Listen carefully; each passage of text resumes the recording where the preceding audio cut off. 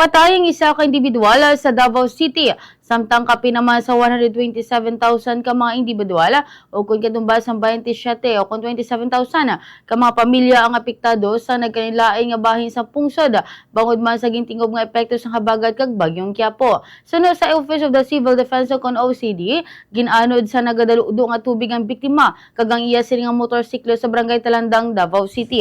Kapi naman sa 300 ka pamilya ang apektado sa tatlo ka barangay, samtang 1,999 naman ang temporaryo nagatinar sa 55 ka mga evacuation centers. Samtang 150 naman ka mga balay ang nahalitan kung sa diin 88 diri ang lubos nga naguba. Padayon pa ang pagputigayon sa search and rescue kag retrieval operations sa mga otoridad. Samtang handa naman ang relief goods kag standby funds para man sa maapektado nga mga pumuluyo. Nagpanugyan man ang Office of the Civil Defense sa publiko ilabi na sa mga nagapuyo sa mga lugar nga may landslide kag baha nga magpabilin nga alerto kag magpamati sa mga advisories sa lokal nga gobyerno samtang nagapadayon ang malain nga panahon.